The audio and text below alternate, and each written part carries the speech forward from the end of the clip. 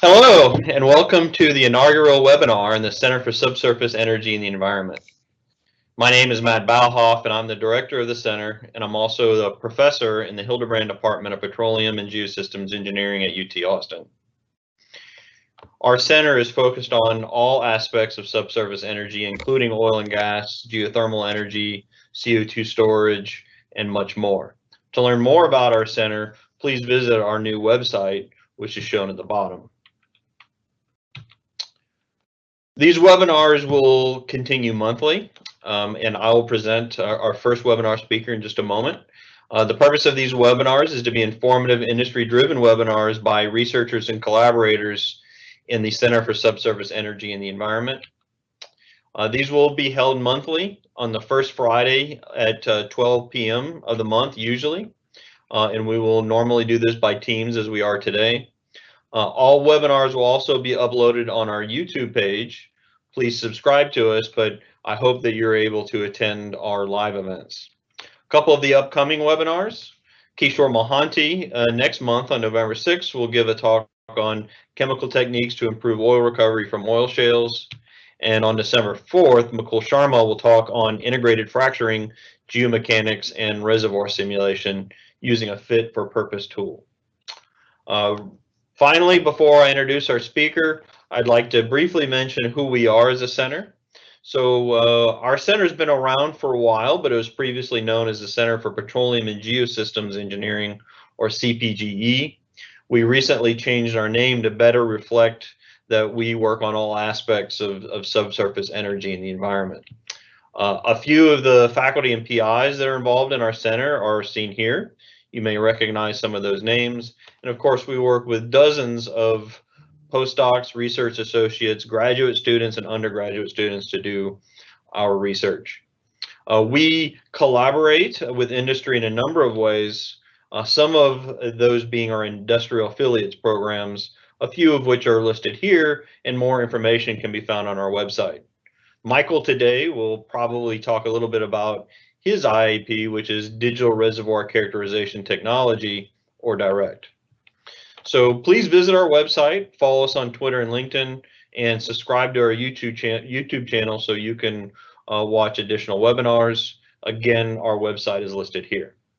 So with that, I'm going to introduce Michael. Dr. Michael Pyrcz is the Associate Director of CSEE, our center. He's also Associate Professor in the Hildebrand Department of Petroleum and Geosystems Engineering. So, Michael, looking forward to your talk.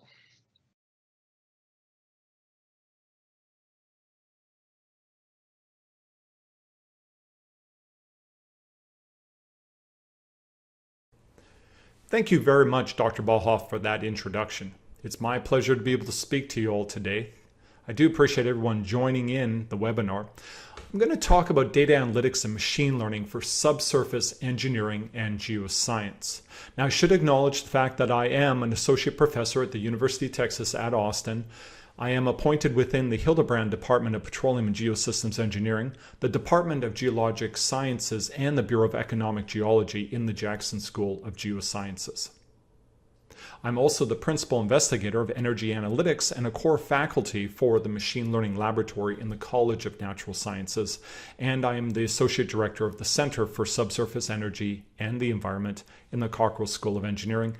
And finally, I'm the chief science officer in Datum, a startup company that works towards training professionals in data analytics, machine learning. I would like to start with some acknowledgements.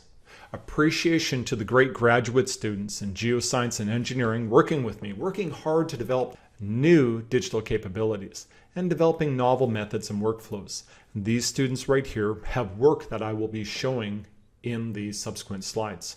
Now, if you're out there and you work for a company and you're looking for great student interns next summer, contact us. I'd love to see my students find great opportunities. Also, appreciation to the other faculty within my home department who are collaborating freely. Dr. Carlos Torres-Verdin, Dr. Larry Lake, Dr. John Foster, and Dr. Masha Prodanovich. I am grateful for the wonderful collaborations and partnerships that we have within our department. Now, what's my motivation? What do I want to do with this webinar? Well, what I believe is that the subsurface needs new capabilities and solutions to really fully realize the digital revolution. We are partnering with industry to make this a reality, and I thought by sharing rapid fire, kind of focused on breadth and not depth, our research and some of the really cool stuff that's going on within our group, that this would inspire more people from industry, more working professionals to partner with us and collaborate on the work. We welcome partnership. Now, how am I going to accomplish that? Well, first, introduce myself just a little bit so you know who I am. Promise just a couple slides of bragging, and then I'll move on to the good stuff. Energy data analytics and machine learning. I want to set up a little bit of context and motivate you to listen more to the new technologies that we'll share. And then, boom, I promise you, most of the talk will be the emerging research in energy data analytics and machine learning. First of all, about myself a little bit. If you have not met me, we haven't talked, and you've just read my name and it looks a little bit difficult. It's not. It actually is just pronounced Pyrcz. That's the way our family pronounces it. We spent about 100 years in Canada, and I think we lost the ability to pronounce our names. I've met Ukrainians who tell me we don't quite say it correctly. I have practical experience. I've only been a professor for about 3 years, and so I have many years of experience consulting, teaching, and working with industry on the practice and R&D within spatial data analytics, statistics, and so forth. My background, I really am excited to teach and to share knowledge. That was a big driver for me to be able to come to the University of Texas at Austin and be a professor. I really enjoy that a lot. But I still teach and consult in industry as much as possible. I think something like 20 separate companies last year alone. I'm constantly teaching and sharing with working professionals. I'm also very active in outreach, social media, and professional organizations. I share a lot of great content to support working professionals who want to gain new skills to learn in the digital transformation. And so check it out. Every single one of my University of Texas at Austin lectures are on my YouTube channel. And all of the well-documented workflows are available so that you can follow along. You can go to GitHub, download it, synthetic data, try everything out, get experiential learning. As we say, put some fingers to keys. That's the best way to learn new digital technologies. Check it out. See if it can help you. I hear great feedback from many working professionals. Every company I go to, there are people using this content, and I appreciate it. And I really appreciate hearing back. My team, I currently have 12 PhD students that I supervise and co-supervise. I have a brand new consortium. I'll more on that in just one slide. And of course, the Freshman Research Initiative and Ventures Program all give me access to a large number of students. Plus, I even do quite a bit of research with undergraduates on special projects. Right now, I'd like to acknowledge the direct consortium. Much of the research that I'm going to show in the subsequent slides was developed, supported by the direct consortium. I want to acknowledge my co-PI, Dr. John Foster, and 2 other collaborating professors within the consortium who have been fantastic, Dr. Carlos Torres-Verdin and Dr. Eric Van Oort. I think we have a great integrated team covering geoscience, reservoir engineering, the physics, the petrophysics, the geophysics, and geomechanical aspects of the subsurface. Oh, along with, I missed, geostatistics, data analytics, and machine learning. The goals of the consortium include developing novel technologies, practical workflows, demonstrations, documentation to enable subsurface data analytics and machine learning. We are truly focused on supporting our partner companies with learning and adopting new digital technologies. And it's going quite well. You'll see a lot of great work here. So appreciation to all of the supporters for our consortium. Let me go ahead and set things up a little bit. I'm going to talk about energy data analytics and machine learning. Spoiler alert, I'm going to say it's unique. We have a unique problem. We need unique tools. Let's get into it.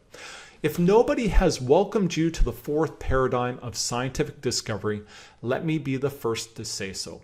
Welcome to the 4th paradigm. The first paradigm, well, we've had that for a long time.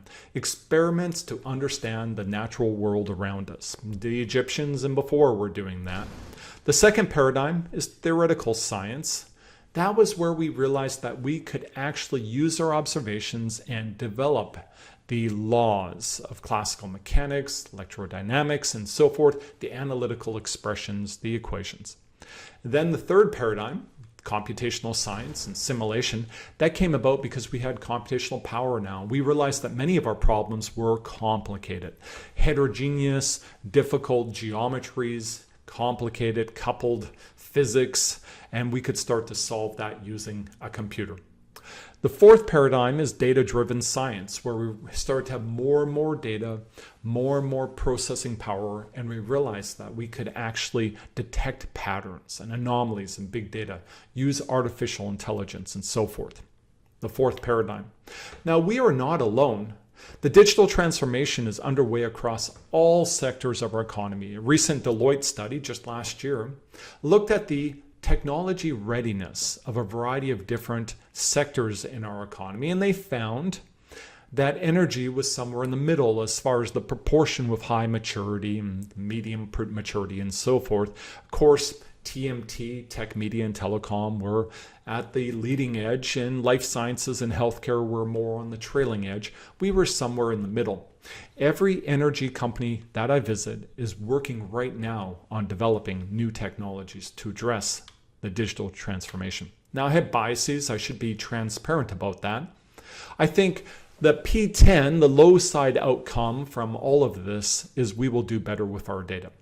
And I think there are great opportunities for that. Opportunities to teach data analytics, statistical machine learning methods to engineers and geoscientists to improve their capabilities. I've taught hundreds of working professionals, and I've seen many of them in a short duration of time start to add value with their new skills. I know they can. Geoscience and engineering knowledge and expertise does remain core to our business. What am I saying here?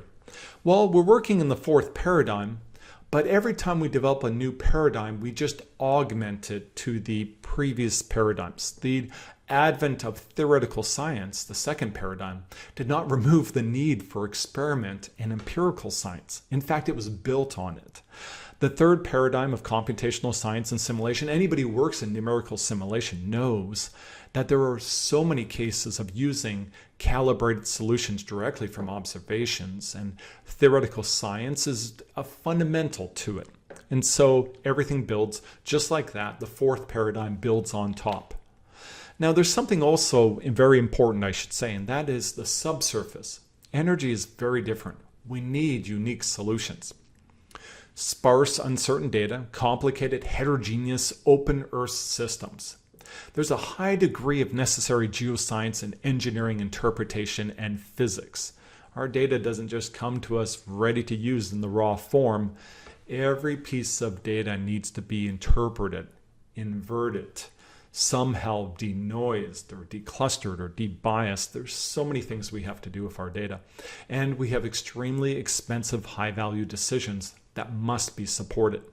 Now, to compare and contrast, I like to introduce the idea of the recommender engine. Here's an example right here from Spotify. This was my Spotify account from the summer of 2019.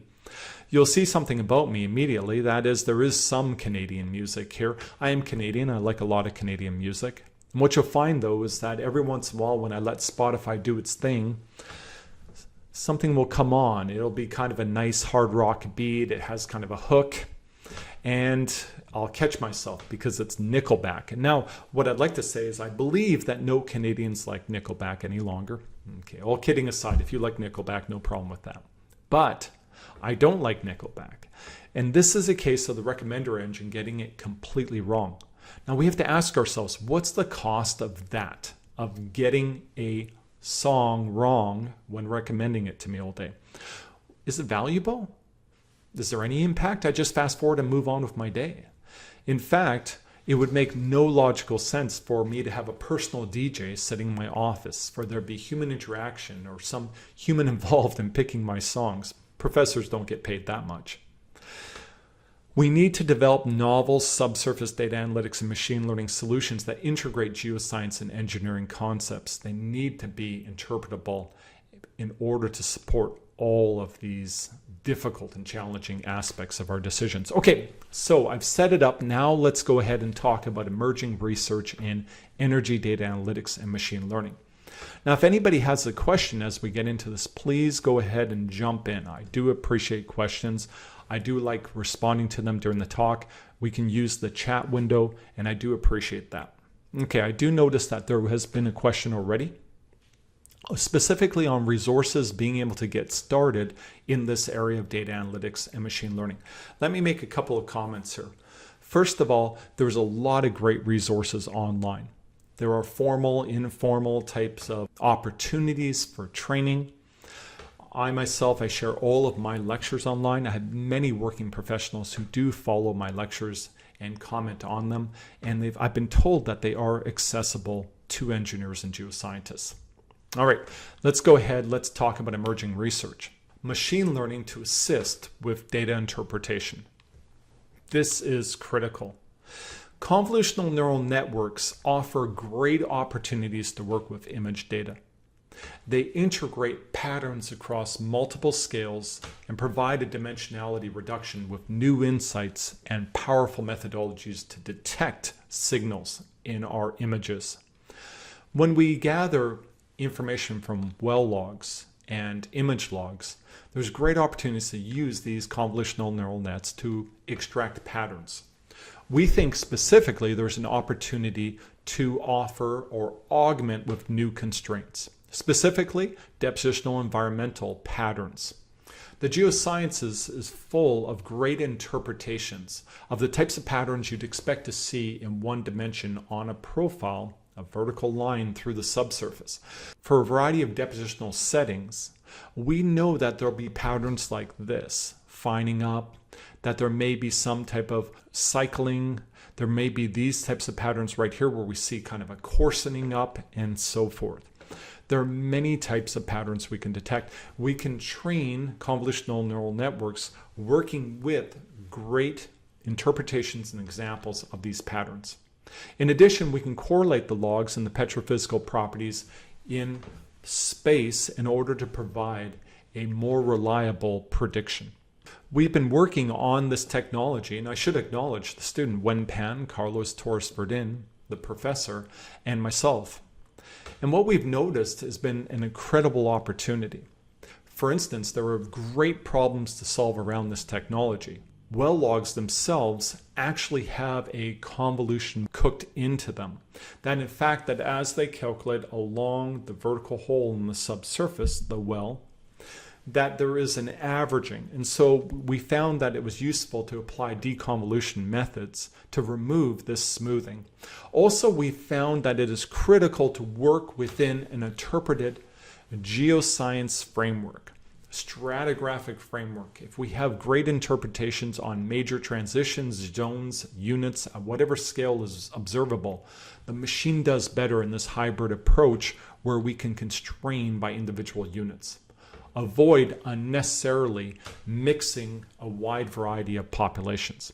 And we demonstrate here predictions with convolutional neural nets and also generative adversarial networks shown right here. Another one of our students, my student, Jose Hernandez, is doing a great job working with dynamic time warping for incorporating connectivity, geologic connectivity in the subsurface.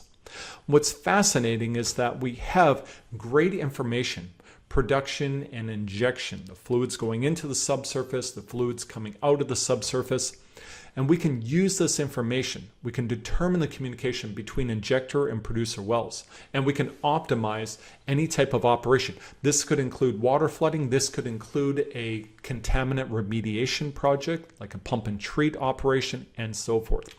What we found is that we can incorporate physics into the dynamic time warping. The objective is to, in a temporal sense, align the input signal with the output signal, understanding the physics. The common methodology of dynamic time warping involves the calculation of a cumulative cost matrix and finding an optimum warping path through that matrix.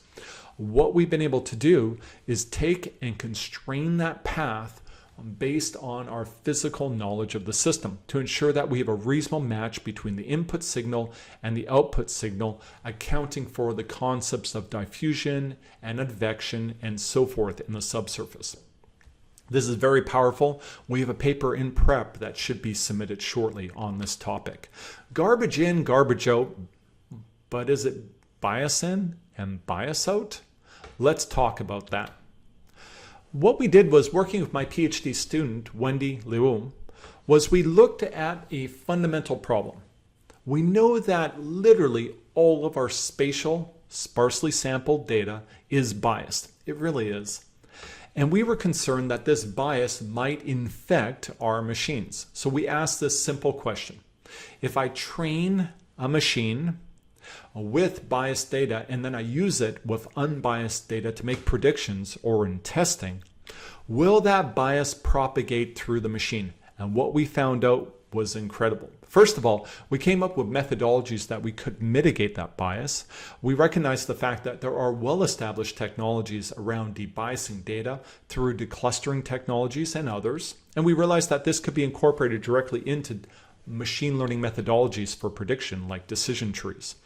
Dataset shown right there with its declustering weights, the original decision tree for porosity, fraction of clay to make predictions of TOC, total organic carbon, and then with the weights shown by the size of the training sample data. You can see their variable there, and you can see that the tree has changed. It's been adjusted. Here's 3 examples right here, and an example right here where we really don't have bias, and the result is we have a much more uniform weighting and we have a very similar tree. Fascinating. We can do this. We can fix the trees. We could fix any machine learning methodology, and what we found was that indeed, if you work with the conventional machine not correcting for the bias in the training, even if you use unbiased data in testing, that there was a significant bias injected. It was also proportional to the level of bias in the training. Fascinating. We found that we were able to significantly reduce that bias by using a mitigation method as we proposed in our paper. And we have a paper that's just come out on this topic right here. Okay. In addition, if we're going to talk about biased data, we recognize the fact that methodologies like cell-based declustering has a somewhat subjective or arbitrary choice around the cell size to use. In fact, we would argue that that cell size selection method that's commonly applied right now, taking the cell size that minimizes the declustered mean, is perhaps a conservative engineering choice, but we could also argue it's a rational and ad hoc.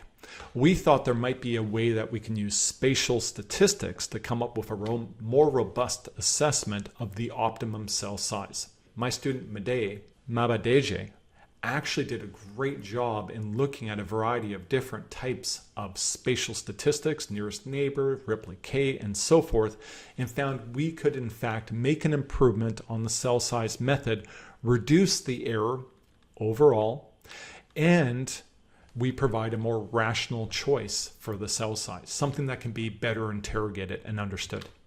Anomalies are impactful. What about spatial anomalies? How do we work with those? Going back to Wendy Liu, what we did is we asked the question, can we develop a new way that we can find spatial anomalies in the subsurface? And we sat back and we thought about it, and we thought, we develop already lots of spatial models. We use the semi-variogram to calculate spatial continuity in a stationary manner over the entire area of interest. What if we take that model of spatial continuity, and after transformation to Gaussian space, we can go ahead and calculate for any offset distance and direction as shown here, what we would expect for the PDF, the bivariate PDF of values at the tail location and values at the head location shown right here. And of course, this will vary with the degree of spatial continuity or correlation over distance. And then what we can do is we can take the actual observation and place it on the PDF, and quite straightforward for us to calculate effectively a symmetric probability interval around that. In fact, it could be seen as the probability of having a more extreme or less likely combination of values. And we can do that and we can plot it. We can identify all pairs of data within our data set. And for all of those pairs, we can calculate this probability value, probability of having something even more extreme, and we can plot it. And this provides a very powerful tool to identify individual sample data that seem to be misplaced. Something's going on. This is very powerful because we need to detect these outliers, these spatial anomalies, as locations to focus professional time. And when we have large groups of wells that appear to have a low probability, then we can go ahead, when we have groups of wells that appear to have a low probability of even a more extreme result, we can say that maybe we have something changing here. The subsurface is different here. This is a different region. We need to treat the whole subset separately. This is powerful to support our predictive models. Spatial feature engineering to integrate scale and heterogeneity. Working once again with Wendy Lall, we were looking at the problem of, can we come up with an engineered feature to use as a predictor feature for machine learning that accounts for the fundamental problem in the subsurface of, we have drilled a long horizontal well, there's a region of influence around the well, a drainage region that'll expand over time. Can we go ahead and come up with one number that summarizes heterogeneity or homogeneity across that volume? We need it to account for the scale, and we need it to account for spatial continuity of the subsurface, primary directions of continuity, anisotropy, and so forth. We extended the idea of dispersion variance, and what we found was when we calculate the dispersion variance for a wide number of wells in the subsurface, and we classified by high and low, what was amazing was that we found when we plotted the means over time and we plotted the confidence intervals in the mean, we found there was significant difference between wells with low and high dispersion variance. And so this is very, very powerful, a very powerful prediction tool that can be used as a new engineered feature that will improve the prediction of our machine learning models. Every time we gather information in the subsurface, it looks different. It's always different. And the problem is often we're caught assuming that it is meaningful, it's significant, the difference is significance. What we did is we extended the idea of statistical significance to geostatistical significance. My PhD student, Jose Salazar, and of course Dr. Larry Lake and myself worked on this topic. Can we come up with a new measure of geostatistical significance? And it's very powerful. We can take all of our available information, geoscience, engineering, geophysical, stratigraphic, petrophysical, all the information sources, and put them into the subsurface. And then what we can do is actually take our new observations and we can assess whether or not they're consistent with each other. Geostatistical significance. We can actually calculate the sampling distributions we would expect given the null hypothesis of our model being valid. A stationarity model, in fact. And then we can look at the difference that's observed between two separate sets of data and determine whether or not observed effect is significant in a geostatistical sense. And in this case, it was not. And so any observation of difference between these pads could be due to just a random effect. We should not make a new decision. And here's an example where the two data sets are significantly different from each other. We recognize that there's a lot of issues with the standard significance testing approaches. And so to avoid the binary choice of fail to reject and reject the hypothesis test, we've been using the Bayes factor bound as a good measure of likelihood to support decision making in a very informative manner. This is all about protecting us from the belief in the law of small numbers, thinking everything is important. Spatial continuity. It's an essential part of spatial inference. Can a machine help us with that?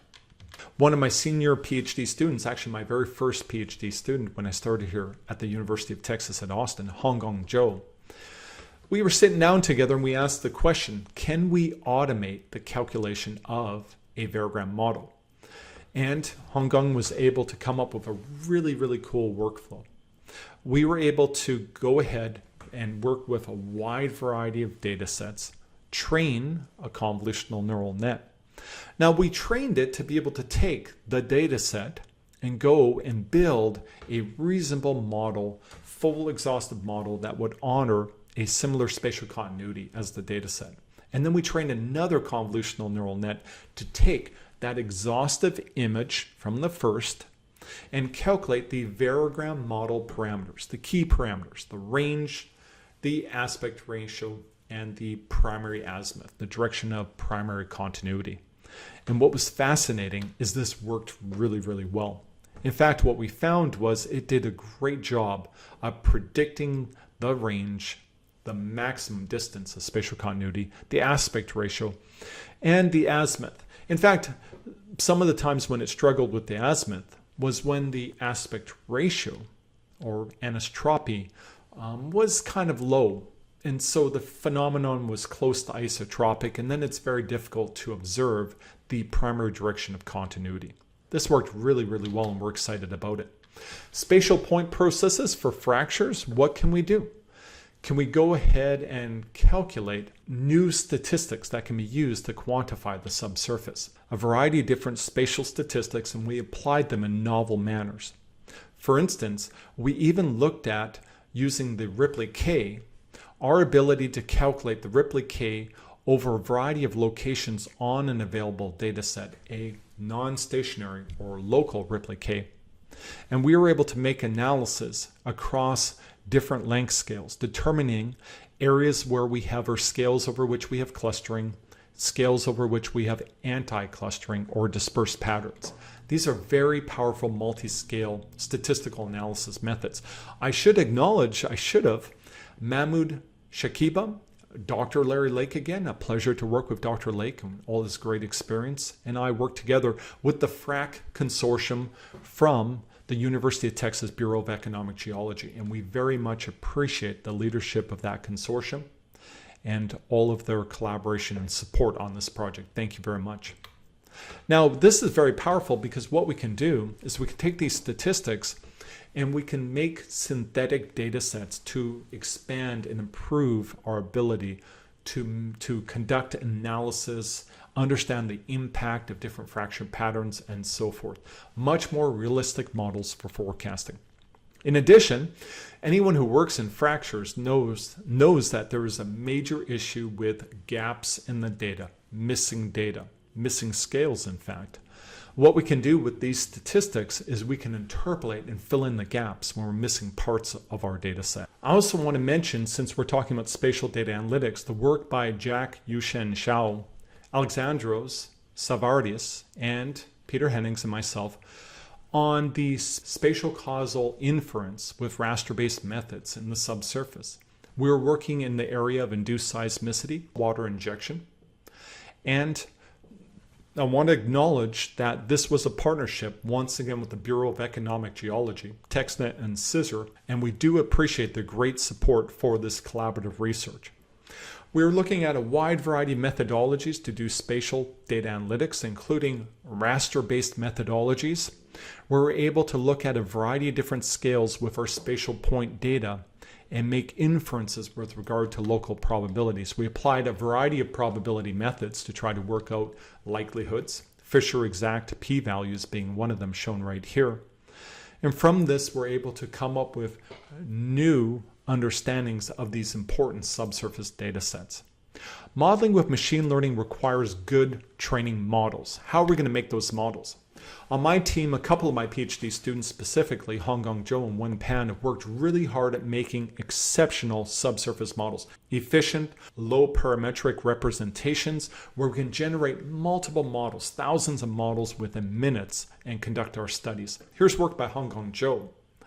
He developed these rule-based deep water lobe models. And what's fascinating about them is not only are they very efficient, but he's actually been able to calibrate them to natural settings. Here's an example where he tuned his model parameter, the compensational exponent, with compensation index from the original publication from Kyle Straub and others, which was based on observations from natural settings, so we can ensure that our models are a good match. These are example models shown right here, where we simulated with the rules-based methodology the bounding surfaces and a resulting cross-section shown right here. What's fascinating is if you're going to build a lot of these realistic models, this is a great opportunity to understand what features matter, flow relevance studies. And so Honggang Zhou has worked on that problem. He's taken many of these models and he's applied forecasting on them to understand what parameters for these rule-based models are most important, what are their impacts, and not only overall, but over different time windows of production, early, late, middle, and late. And what's very cool is we can see, in fact, that over longer time scales, we're concerned with larger scales. It's like stacking pattern, compensational index, starts to become more important, more impactful, and so forth. Fascinating, very cool stuff. This also helps us know when we're building machine learning based subsurface models, what are the specific features or patterns that we really need to get into our models. So this is very, very powerful. All right, subsurface heterogeneity models by machine learning. I did promise that we would cover this, and finally I'm here. We'll talk about how we build subsurface models with machine learning. I'll start with the work from Honggang Zhou, and then I'll show work by Wen Pan. Honggang Zhou and I have been working on using deep convolutional generative adversarial networks to build subsurface models. We've augmented it with image in painting, specifically to get precise conditioning of the models. Exactly a good reproduction of well information.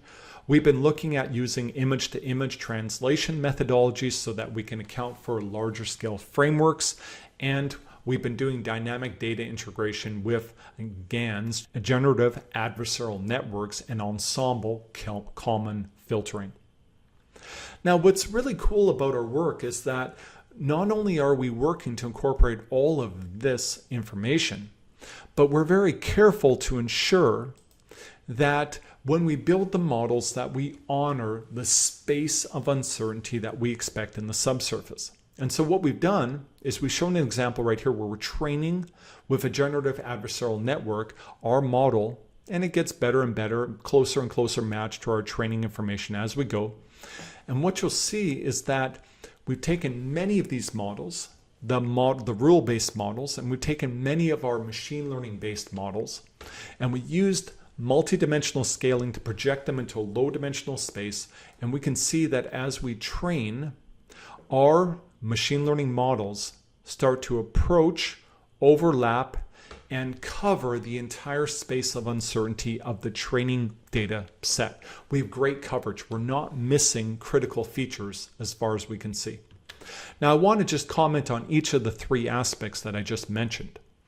The well data, we have precise conditioning using the image in painting methodologies where we mask the model around the hard data. We put the hard data into the model and we use the in-painting to correct the model locally and ensure that we have a consistent model that honors that conditioning data and also the context of the model, the heterogeneities in the model. With the image-to-image approach, what's fascinating is that we're able to actually integrate framework. Here's examples of a larger scale framework and then our heterogeneity models, a simple kind of fining up type model within that heterogeneity framework. And here's a case where we have faulting and we're able to honor the fault structures in the models we generate. And here's an example where we have an anti-Klein type structure and we can incorporate those types of non-stationarities. The history matching is fascinating. This is a very hard problem in the subsurface. Ensure that our forecasts will match previous production in the subsurface. And what we found is that previously, people would use methodologies like ensemble common filtering with Gaussian assumptions and so forth to be able to build models that would be perturbed in order to honor production data, but at the risk of destroying the actual geologic model. It turns out that our generative adversarial network is taking an ensemble of latent random variables and projecting them through in order to build models that are consistent geologically. So what we're doing is we're actually perturbing the latent random variables instead of perturbing the outcome from the model. We get a suite of models, a perturbation to the models that still honors the conditioning data, and we can perturb it in a lower dimensional space. It's very, very powerful. And we're finding, here's an example of the target production. This is the production history and the forecast into the future. And you can see that we're able to converge our models' original production, and they converge quite well. And we don't destroy the geologic consistency. And the result is we get better forecasts. Let me talk a little bit about when PANs work. I want to acknowledge Dr. Carlos Torres-Verdun, who's been an exceptional partner in this research in subsurface data analytics and machine learning, widely recognized expert in petrophysics and geophysics. So I think we make a great team. Thank you, Carlos. And so WenPan, a jointly supervised student, PhD student we've been working with, has been making great progress in the image-to-image translation problem, Pyrcz to Pyrcz. He's even gone as far as developing a brand new methodology, stochastic Pyrcz to Pyrcz. Now, what's fascinating about this is that we're able to build models that start to span a reasonable space of uncertainty. And we're able to map to a lower dimensional space, which is very powerful. It allows us to do all kinds of great things when it comes to integrating information. Let me show some of these models and how powerful they are. I think these are great. I like showing these off, to be honest. Any geoscientist who's watching right now will recognize right here that this is a confined fluvial type of setting where we have a lot of these meander loops, cutoffs, and so forth.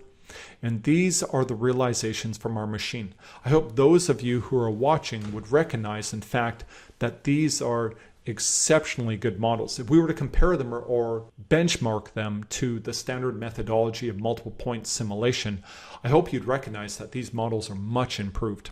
Okay, so what we're able to do is introduce data conditioning as a loss function, and we're avoiding mode collapse. Other conditional generative adversarial networks often have. The resulting models honor data and geologic concepts, and the conditioning is very good. We have a paper that's impressed that should be out shortly. I'm excited to see that come out.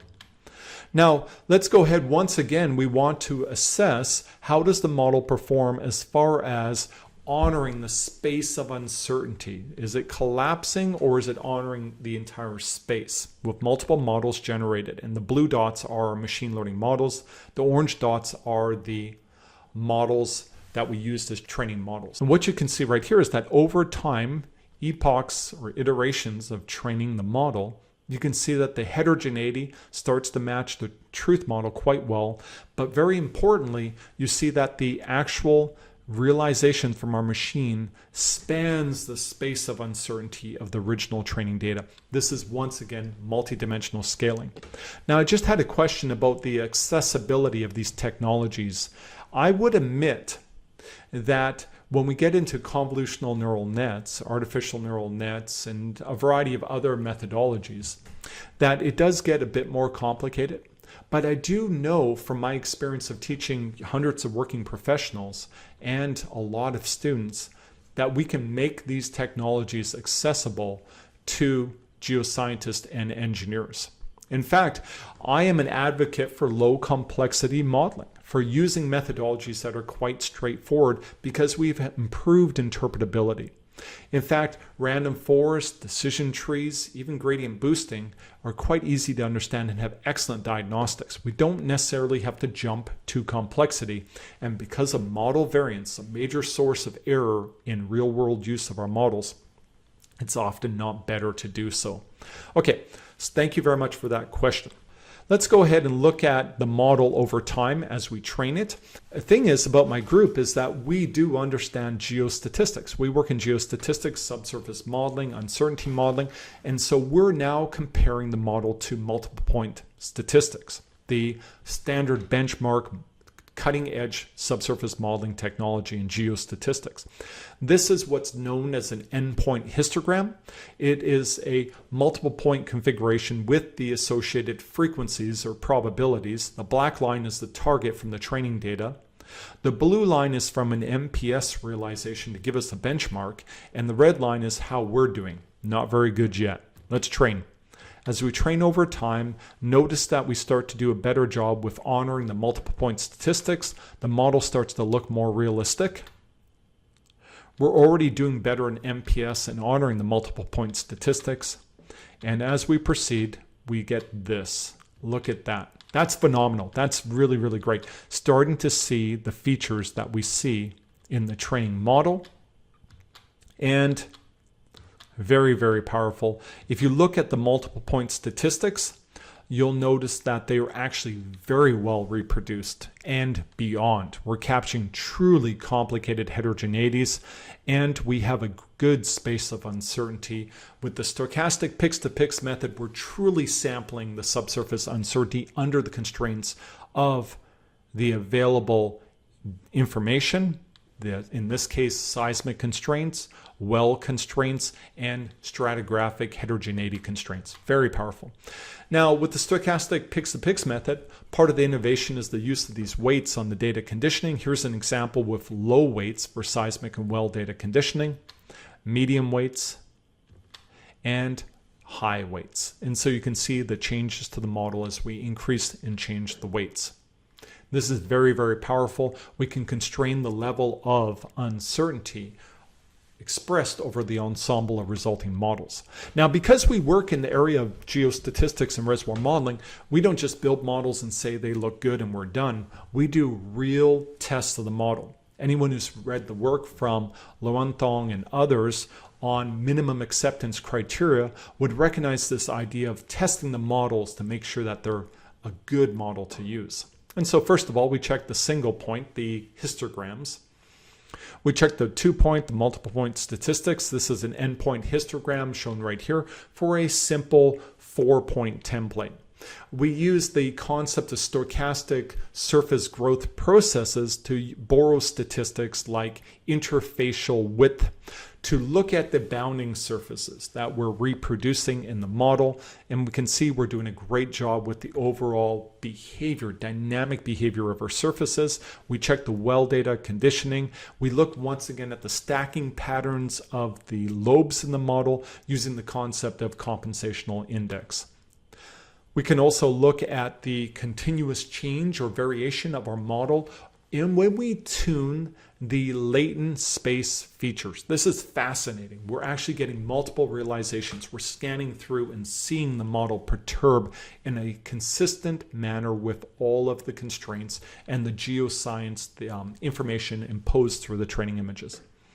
And then we can even look at trend models and see how we do as far as reproducing trends, and also look at, of course, histograms and so forth. We do a great job reproducing all of the inputs. These are very good models, ready to use for subsurface decision making. And this is very exciting to me. And this is the concept of hierarchical modeling. And what Wenpan's done, and we have a paper that's in prep right now that we'll be submitting shortly, what we realized is that the stochastic Pyrcz methodology does something very special. It provides heterogeneity models that are consistent with the boundaries. This is different. In geostatistics, there's a general cookie cutter approach that ensures that there will be discontinuities or inconsistencies across scales. Stochastic Pyrcz truly produces models. If you look at this vertically exaggerated cross-section of a lobe complex, the individual lobes are stacking in a consistent, reasonable manner within the lobe complex. This is powerful. This is very, very cool. I'm excited about that. We would like to acknowledge Dr. Imhoff from ExxonMobil. During a visit with us and our team, wonderful partnership with ExxonMobil, he provided some really good feedback and discussion with Wenpan, and Wen wanted to acknowledge that. Thank you, Wen. Look at these models. They're beautiful. They're absolutely gorgeous. Multi-scale deepwater lobe and channel models that truly honor the boundaries. And we can work at multiple scales and build consistent models, heterogeneity patterns. Very cool. We have a paper in prep that should be submitted shortly on this topic. Let's talk a little bit about subsurface forecasting by machine learning. This is an important problem. I've been working with Javier Santos, partnered with Dr. Masha Perdanovic, another professor within our department, I want to acknowledge that Dr. Masha Bogdanovic has been working in the Digital Rocks portal and also has a great consortium working on a wide variety of problems at the very finest scales in the subsurface. Very powerful stuff. So we teamed up together, and Javier Santos did a great job. He recognized that he could build convolutional neural nets to make predictions from a binary image to get the velocity fields of fluid flowing through the subsurface. Now, this is incredibly powerful because to calculate this would usually require lattice-Boltzmann, or another type of numerical solution. It would require a long calculation on a large cluster. And we can do this in a split second with a very high degree of precision at very fine scales. Now, what we realized was that we weren't doing a very good job when we just used the binary image. This is a simple sphere grain pack model. It is a 2 centimeter by 2 centimeter model. These are the very small scales. And when we tried to make predictions with that model, they weren't great. But we realized that we could engineer a variety of features that can be calculated very quickly, and that they would provide multi-scale information to improve the prediction. We know that there's a relationship between distance away from the grain surfaces and velocity. We could incorporate that. We know that tortuosity mattered. We could get that with time of flight, very vast calculation. Now, we recognize, though, that what happened was individual features, because of their strong signals with velocity, would dominate. And so we developed a novel architecture for our convolutional neural net, a multi-headed architecture in which we processed and worked with each of our individual engineered features separately and integrated them again as we continue to expand back out our convolution layers. Okay, so this is quite powerful. It works quite well. In fact, it generalizes, and that I love. In fact, we could train it on these simple sphere pack examples at multiple scales. And what would actually happen is we could then test it on real rock examples with complicated angular, grains, cement in between the grains. And the result was we still get a very accurate model for the velocity profile. This is working quite well. In fact, we've even gone a bit further, looking at opportunities to improve the training and the development of the models. What we're doing is we're using the concept of active learning. We're working with multiple models, identifying locations within our training data in which we have disagreement between the models, and we're using that to on the fly simulate, get new training information, and impose that into the models to improve the solutions. I also want to acknowledge another one of my PhD students, Eduardo Maldonado, and has been working with me on the general area of can we use convolutional neural nets for surrogate modeling in the subsurface. We want to build very fast proxies for flow simulation, and so he's been developing new methodologies to build these surrogate models and testing their ability to generalize for a variety of real-world settings, making predictions, stepping forward in time of the saturations and the pressure fields with great accuracy. It's working quite well. What we found was a very powerful concept that helped us was working with the concept of dimensionless time in order to do a better job relating the changes in saturation and pressure with time over production in the subsurface. We need a good uncertainty model.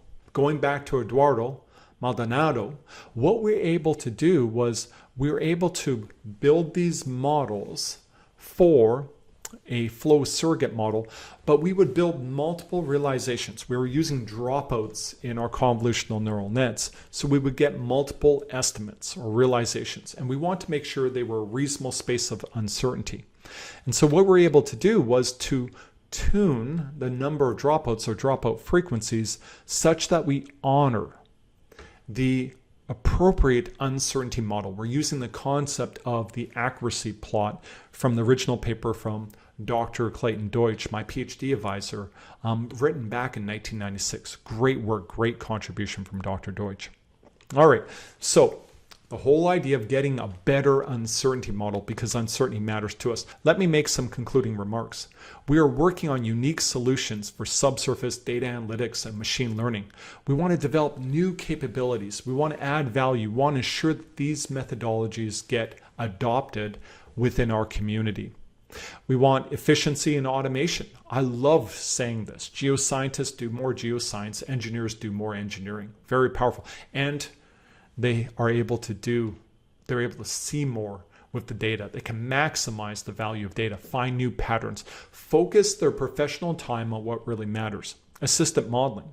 Real-time feedback, learning while modeling is a dream. Imagine every time you make a choice in a subsurface model, you get immediate feedback from a flow surrogate telling you, this is going to change the flow rates. This is going to cause compartmentalization and so forth.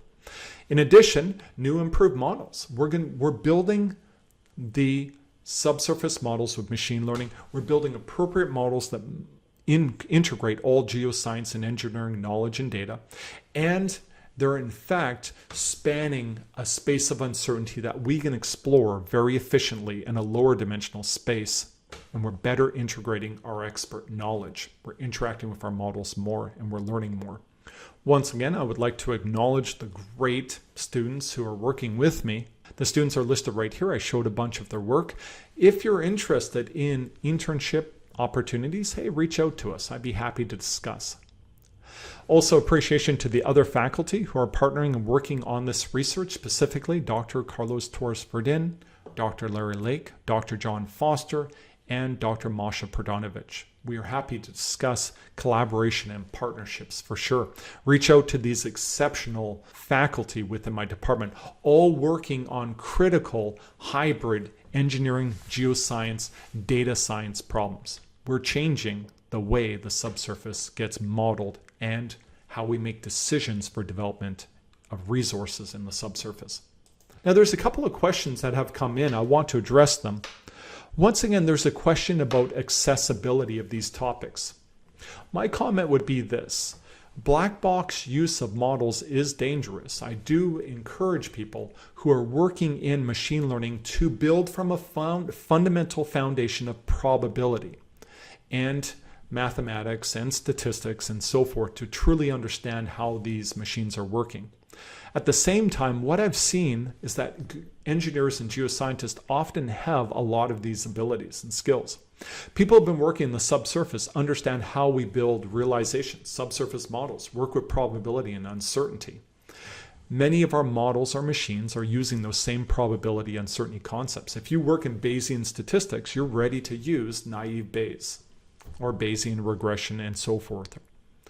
Now, in addition, what you'll find, which is interesting, is that many of the engineering concepts we work with right now, optimization, are critical in machine learning. Think about methodologies like gradient boosting. They, in fact, use stochastic gradient descent to optimize, to get the very best possible estimates. They were searching over a large dimensional space of possible parameters to do that. Now, if you understand stochastic gradient descent, because you're already an engineer who works in optimization, you're ready to start building models that use those concepts.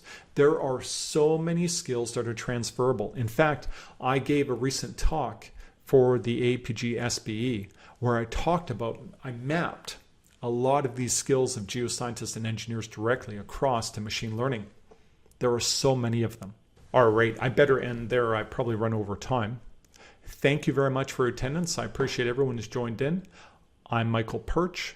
I'm always happy to discuss. Reach out to me. I love to talk about collaboration. All right, thank you. Bye.